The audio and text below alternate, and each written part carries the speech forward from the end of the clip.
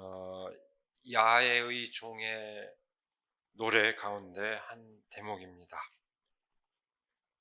이스라엘 백성이 바빌론의 포로로 잡혀 있는 동안 희망과 위로의 말씀을 선포하신 것이 이 두 번째 이사야의 메시지의 핵심입니다. 그 희망과 위로의 메시지 가운데 담겨 있는 그 야훼 종의 노래는 고난의 종으로서 예수 그리스도에 대한 예언으로 우리가 우리 그리스도교 신앙 전통에서 받아들여지고 있습니다. 그러나 이 말씀이 선포될 그 당대에는 예언을 선포하고 있는 예언자 자신의 어떤 사명과 그 처지와 사명을 나타내는 것으로, 또는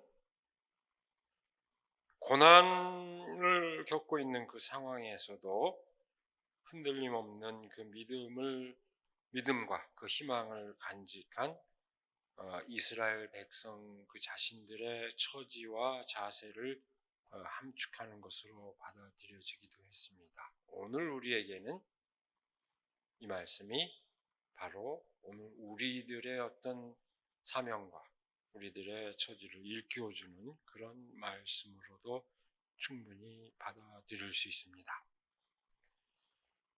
오늘 그 서두에 말씀의 핵심이 담겨 있습니다. 주 하나님께서 나를 학자처럼 말할 수 있게 하셔서 지친 사람을 말로 격려할 수 있게 하신다. 아침마다 나를 깨우쳐 주신다. 내 길을 깨우치시어 학자처럼 알아듣게 하신다. 여기서 왜 학자라는 말을 썼을까? 이 원문을 문자 그대로 새긴다면은 학교에 있는 사람, 그런 정도의 뜻이 됩니다. 그래서 때로는 학자 또는 스승으로, 또는 번역에 따라서는 제자로 번역하는, 제자라고 번역을 해도 될 수 있는 그런 말이 됩니다. 그래서 어떤 경우에는 앞에는 학자로 뒤에는 제자로 이렇게 번역을 해놓기도 했습니다. 근데 그걸 나눠 넣는 것은 별로 바람직하지는 않습니다. 일종의 위계관계를 형성해서 그 가르치는 선생과 배우는, 듣는 제자, 이런 식으로 위계관계를 형성하기 때문에 바람직하지 않고 동일한 개념으로 보는 것이 좋습니다.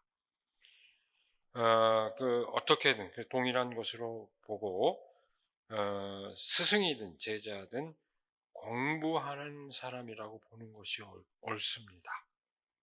우리말 가운데 학인, 한자말 가운데 학인, 또는 벼슬 하지 않는 사람들 묘비에 보면 학생 아무개 이렇게 돼 있는데, 아마 그런 의미에 가장 가깝다고 보는 게 좋을 것 같습니다. 끊임없이 배우고 깨우치는 사람, 늘 겸허하게 배우는 자세, 그리고 늘 깨우친 것을 왜곡하지 않고 바르게 전하는 자세를 가진 사람, 한마디로 얘기하자면 사려 깊은 사람을 뜻한다.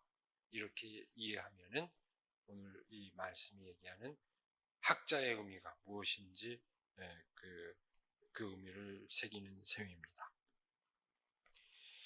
그러니까 이 말씀은 하나님께서 늘 배우고 깨우치려는 사람처럼 제대로 말하고 제대로 알아들어 먹을 수 있게 해 주셨다는 그런 말씀이 됩니다. 학자처럼 알아듣고 말한다는 것이 과연 의미하는 바가 뭘까요? 오늘 본문 말씀의 첫 번째 초점입니다. 여러분, 성경을 대개 알고 계시겠지만 성경을 들여다보면은 이스라엘 지도자들, 특히 예언자들의 경우에 아주 공통되는 특징을 하나 발견할 수 있습니다. 뭘까요? 말하는 것에 대한 두려움입니다. 말로 사는 사람들이 공통적으로 나타나는 게 말하는 것에 대한 두려움. 하나님의 소명에 응할 때 한결같이 보이는 태도입니다. 특별한 소명 앞에서뿐일까요? 공중 앞에서 말하는 것에 대한 두려움은 누구나 다 갖고 있습니다. 여러분들도 그러시죠? 저희 목사도 마찬가지입니다. 갑자기 기도하라고 한다든지 말씀 나누기라고 한다든지 공포에 떨죠? 다 마찬가지입니다. 이스라엘 지도자들도 마찬가지였습니다. 그래서 모세는 뭐라고 그랬습니까? 입이 둔하고 나는 혀가 무딘 사람이라고 했습니다. 난 바로 앞에 가서 그렇게 얘기할 자신 없습니다. 그렇게 표현했습니다. 이사야는 뭐라고 그랬습니까? 이사야서 6장 5절에 보면은 나는 입술이 부정한 사람이라고 그랬습니다. 감히 내 입으로 어떤 진실을 말하기 어려운 사람입니다. 이렇게 얘기를 했습니다. 예레미야는 뭐라고 그랬을까요? 난 너무 어려서 말을 잘하지 못한다. 아직 나이가 어리다는 의미도 있지만 어리석다는 그런 의미도 함축하고 있는 그런 말입니다. 감히 예언자들이 말을 잘했을 것 같은데 다 나는 말할 수 없는 사람입니다. 이렇게 얘기를 합니다. 훌륭한 지도자들의 인간적 진솔함을 드러내줌과 동시에 만인 앞에서 진실을 말하는 것에 그 무게감을 말해줍니다. 제가 영화가 헷갈리는데 콘클라베인지 두교황인지 거기 나오는 대사 중에 그 사람은 할 의사가 없습니다. 그 사람이야말로 진짜로 자격 있는 사람이래 하는 대사가 나와요. 마치 그런 상황을 연상하는. 또 요새 정반대되는 사람들이 있다고 그러죠. 난가병이라고. 여러분 다 웃는 거 보니까 아시네. 뭔 자리가 나면은 난가? 이렇게 생각하는 사람들 불치병이 있다고 요새 우리 한국 사회에 유행하는 그것과 전혀 반대되는 그런 상황입니다.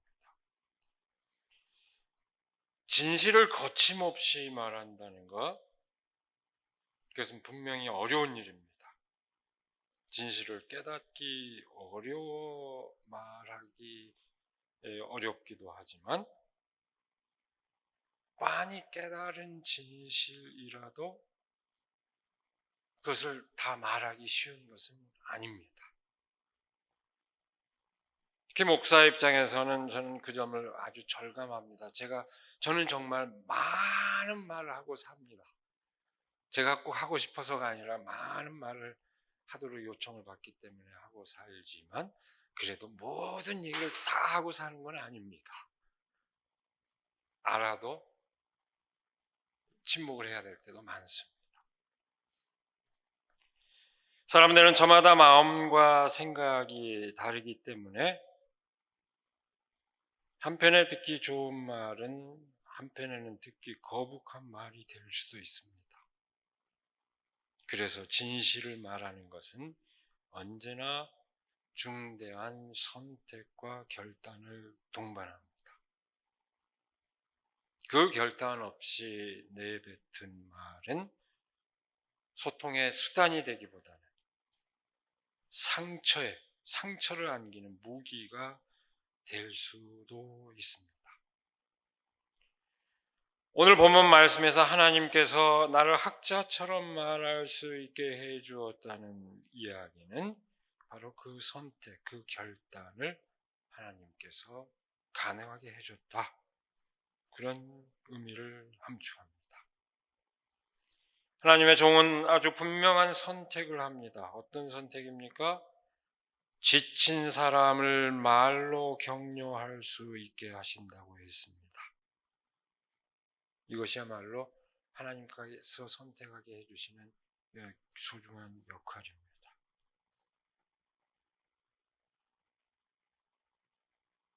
강한 자들에게 아첨하는 말이 아닙니다. 약자들의 인권에는 등한시하는 국가인권위원회가 강자의 권리에 대해서는 쌍심지키고 말하는 그런 선택이 아닙니다. 그것도 아주 신실한 믿음을 갖고 있다는 군의위원장으로 있는 그 국가위원회에서 할 일입니까? 그런 선택이 아닙니다. 여기서 지친 사람, 그 사람들은 바빌론의 포로로 잡혀있던 이스라엘 백성을 말합니다. 하나님의 종은 바빌론을 향하여 격려의 말, 아첨의 말을 하지 않습니다. 피곤하고 지친 이스라엘 백성에게 진실을 말함으로써 위로와 희망을 줍니다. 하나님께서는 그 선택을 잘 하도록 우리를 돕는다는 것입니다. 하나님께서는 아침마다 나를 깨우쳐 주신다고 했습니다. 내 귀를 깨우치시어 학자처럼 알아듣게 하신다고 합니다. 오늘 본문 말씀의 두 번째 초점입니다. 진실을 말하는 것, 지친 사람에게 위로와 희망의 말씀을 전할 수 있는 것은 나의 귀를 열어놓고 날마다 새롭게 깨우치는 일을 통해 가능합니다. 예언자의 직무, 하나님의 종의 직무, 그리고 오늘 신앙인들의 직무는 앵무새처럼 상투적인 말을 전하는 데 있지 않습니다. 우리는 스스로 깨닫기 위해서, 그리고 그 깨달은 진실을 왜곡 없이 전하기 위해서 끊임없이 우리의 길을 열어놓을 수 있어야 합니다. 아침마다 깨우칠 수 있는 길, 그것은 늘 배우는 사람처럼 자기의 길을 열어놓는 데 있습니다. 오늘의 학자들이나 가르치는 사람들이 특히 유념해야 하는, 오늘 세상에서 제일 꽉 막힌 사람들이 오늘의 학자들과 목사들 아닙니까?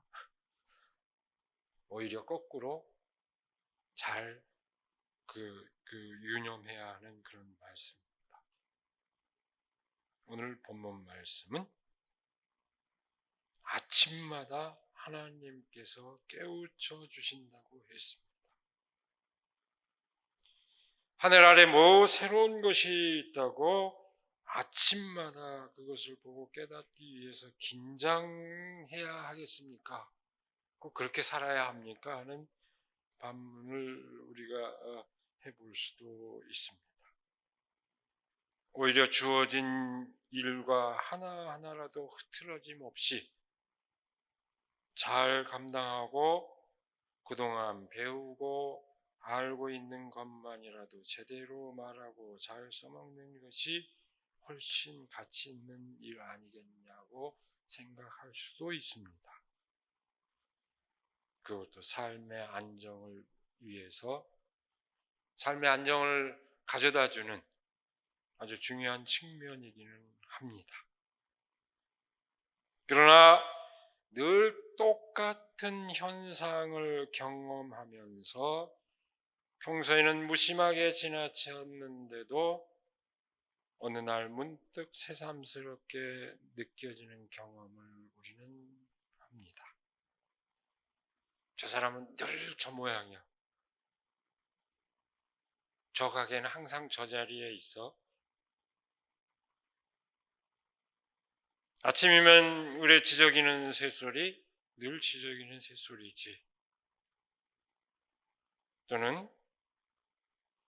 사실은 늘 그렇게 있어서 관심거리조차 되지 않는 하늘과 땅.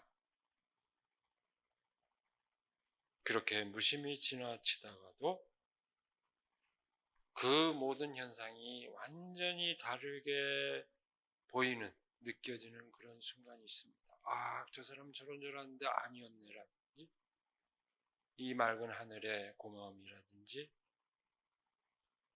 들에 피어있는 한 송이 꽃을 보고 새삼 감탄하는 순간이라든지, 우리는 그런 경험을 합니다.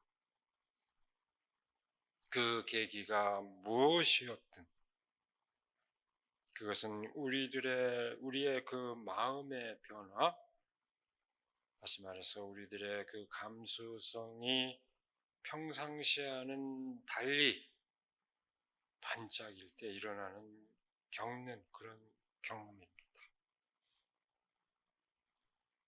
옛 고향을 모처럼 방문했는데 옛날에는 그렇게 멀던 길에 이거밖에 안 됐어? 그렇게 높아 보이던 담장이 전부 내 어깨 아래에 있네? 하는 그런 경험.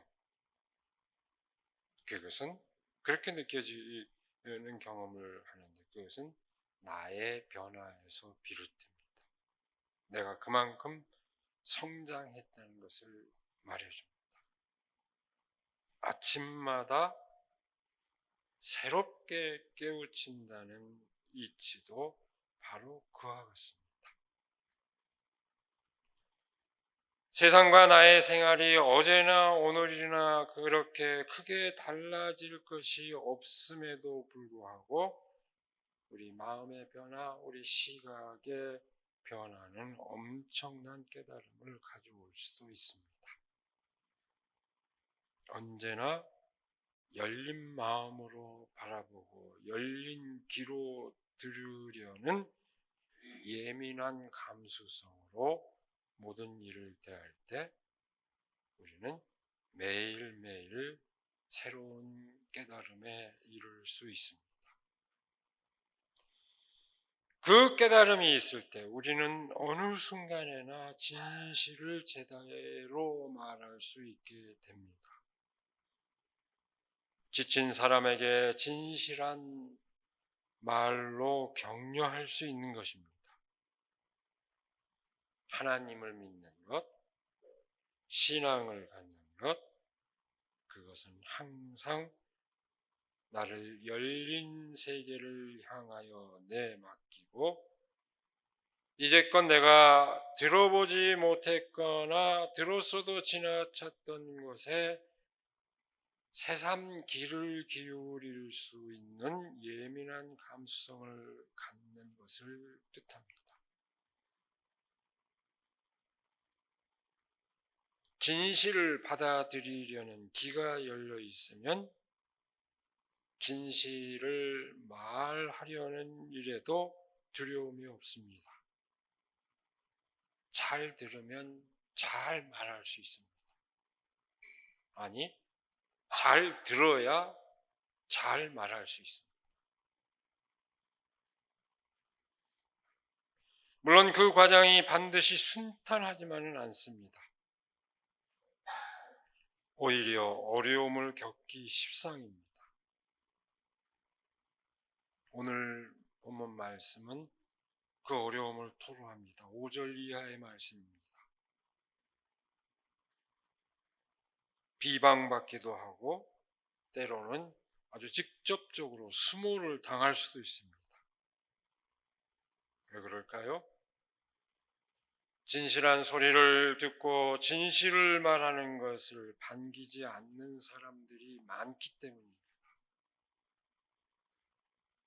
사실 너무나도 당연한 또 한편의 진실입니다. 그런데 이 고대 세계에서 하나님의 말씀을 전하는 하나님의 종이나 예언자들도 이런 수모를 겪을 수 있다고 성경이 인정하고 있는 것은 굉장히 놀라운 진실입니다. 신의 사자에게 감히 거역할 수 없다는 것이 일반적인 그런 세계 속에서 주의 종도, 하나님의 종도 그런 소모를 겪을 수 있다고 고백하고 있는 것은, 통찰하고 있는 것은 놀라운 얘기입니다. 하나님의 사자라도, 하나님의 종이라도 곡해받고 핍박받을 수 있다는 진실, 오히려 그것이 더 일반적인 현실일 수 있다는 것을 인정하는 것은 인간 삶의 현실에 대한 깊은 성찰을 동반하고 있습니다. 그래서 그 통찰은 마침내 고난받는 종으로서 메시아에 대한 통찰로 이어집니다. 바로 오늘 우리 그리스도교 신앙은 바로 그 통찰에 기반하고 있습니다. 무조건 떠받들여지는 사람이 아니라 오히려 세상으로부터 멸시당하는 그분이야말로 진정한 우리의 메시아라는 그 신앙은 바로 이런 현실에서 비롯됩니다. 이런 통찰에서 비롯됩니다. 진실을 전하는 사실 때문에 비방받고 수모를 겪는다는 사실, 그 때문에 진실이 가려지지는 않습니다. 하나님에 대한 믿음은 그 진실의 길을 거역하지 않습니다. 주 하나님께서 내 길을 열어주셨으므로 나는 주께 거역하지도 않았고 등을 돌리지도 않았다. 주 하나님께서 나를 도우시니 그들이 나를 모욕하여도 마음 상하지 않았고 오히려 내가 각오하고 모든 어려움을 견디어 냈다. 내가 부끄러움을 당하지 않겠다는 것을 내가 아는 것은 나를 의롭다 하신 분이 가까이 계시기 때문이다. 이렇게 고백합니다. 오늘 우리에게 정말 이와 같은 믿음, 이와 같은 확신이 절실합니다. 신앙을 지닌 저 사람을 만나면 진실한 목소리를 들을 수 있다. 아, 저 사람은 기독교니 교회 다니기 때문에 정말 진실하다. 아, 신앙 공동체인 교회에 가면은 진실한 목소리를 들을 수 있다. 그런 기대와 믿음을 우리는 세상에 심을 수 있어야 합니다.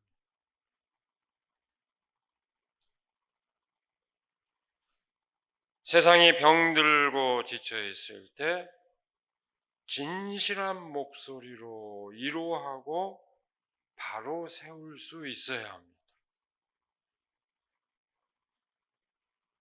거꾸로 교회와 그리스도인 혐오와 배제의 목소리를 높이고 진실을 외면한 거짓으로 사람들에게 불안감을 일으키고 위기감을 조장해서야 되겠습니까?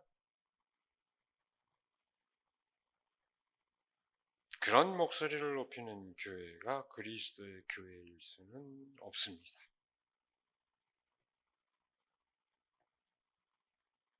여러분, 진실한 말의 무게감을 느끼게 해준 극명한 사례, 아마 여러분 인생 경험에서는 여러 가지가 있을 수 있겠지만 오늘의 시점에서 우리가 공통적으로 느끼고 있는 한 사례는 지난 4월 4일 선포된 헌법재판소의 판결일 것입니다. 우리가 이 시점에 가장 강한 인상을 받고 있는 하나의 사례를 든다면 그 끼치는 파장과 영향이 크기 때문입니다.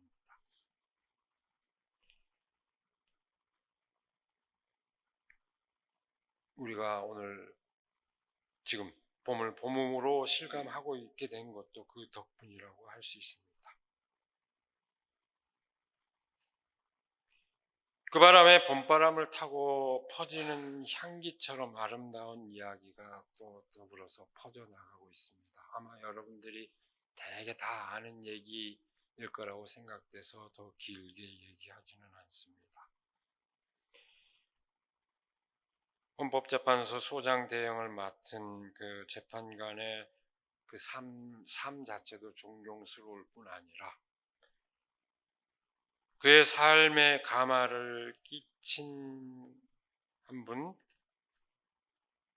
다른 어떤 분이 아니라 전에 몇 년 전에도 제가 얘기를 했었죠. 어른 김장학. 그분의 가마가 컸다고 하는 사실을 아마 되게 다 들어 알고 있을 겁니다. 저는 그 사실을 확인하면서 얼마나 큰 위로가 되는지 모르겠습니다. 뭐 그분 자세한 얘기 뭐 다 알 테니까 할 얘기 없습니다. 인상 깊은 얘기 가운데 어른 김장하 이분의 도움을 이 극장에도 그 다큐멘터리가 개봉된다고 그러죠. 그 많은 훌륭한 사람들을 많이 길러냈지만 어떤 한 학생은 전 특출난 사람이 장학금을 받고도 선생님의 장학금을 받고도 특별한 사람이 되지 못해 죄송합니다 했더니 김장한 선생님은 뭐라고 그랬겠습니까? 그런 소리 하지 말라고. 이 세상은 가장 평범한 사람들이 지탱해.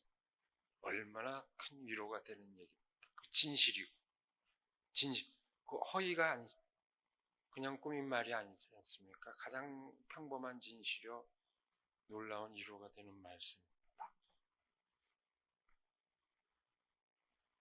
저는 그런 매주 모여서 그야말로 우리가 말씀에 귀 기울이고 신앙을 다지고자 하는 우리를 숙연하게 만들어주는 그런 예라고 생각합니다. 우리 사회에 그런 사람들이 있다는 것이 얼마나 큰 위로가 되고 안도가 되는지 감사할 따름입니다. 공동체의 안전을 위하여 촘촘하게 법률을 만들어 놔도 그 틈새를 요리조리 피해 가면서 허튼 짓을 하고 허튼 소리를 해야 되는 나쁜 놈들이 있는가 하면 그런 것과는 상관없이 사람을 선의로 대하고 함께 나누는 선한 분들이 있습니다.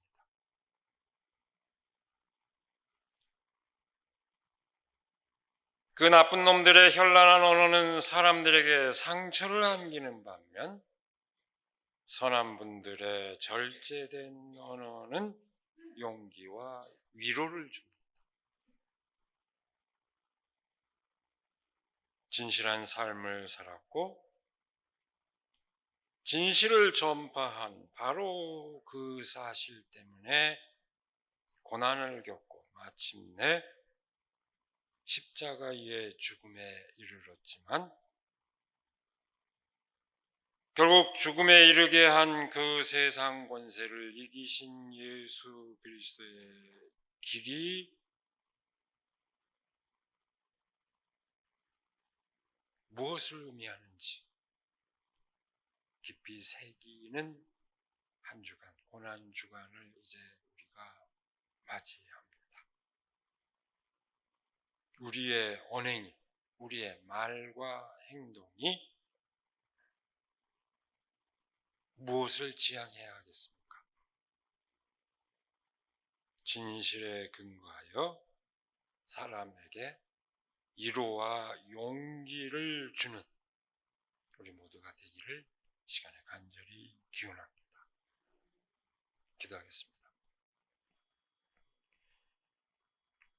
오로지 하나님께서 바라시는 사랑의 삶을 실천하시고 진실을 전파했지만 오히려 그 때문에 고난을 겪고 죽음에 이르러야 했던 예수 그리스도의 길을 이 시간 다시 묵상합니다.